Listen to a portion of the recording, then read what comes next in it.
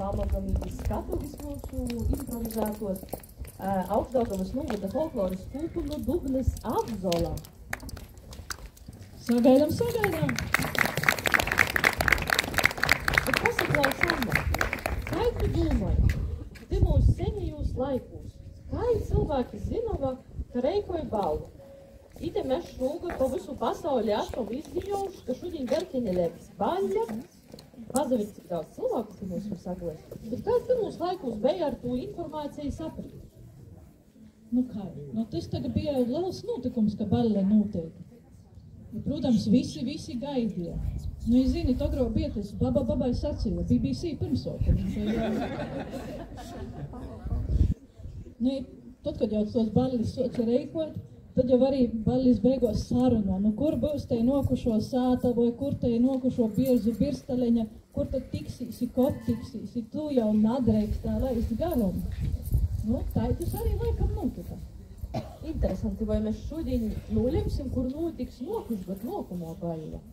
Kāds var uzējumtīs, kāds no paugustim vai pošvaļdēbam mūs būtu cīši pateikti. Bet tagad, lai spēlēj Apzola. Lūdzu. Mēs absolūti Labi, dzīvīt Apzola.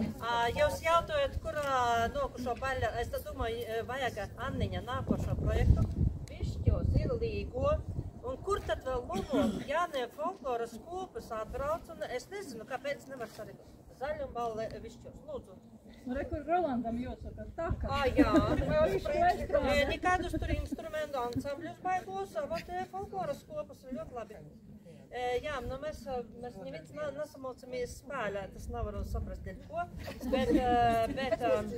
bet būs divas dzīsmes, kuras pirmo dzīsma tādā, nu, Aulijas pogastā ir Aulijas novada dzīvota pavasars, un viņa ir velkoša, daudziem mums nepatīk, bet tas ir prieks par pavasari, kurš ir īris radījis, un tajā dzīsmā es saprotu, ka arī viņas puses ir bādas, jau nav ko ēst, jo tikai gors uguļa ir mugurā, jā, bet pavasars ir tas, kurš, nu,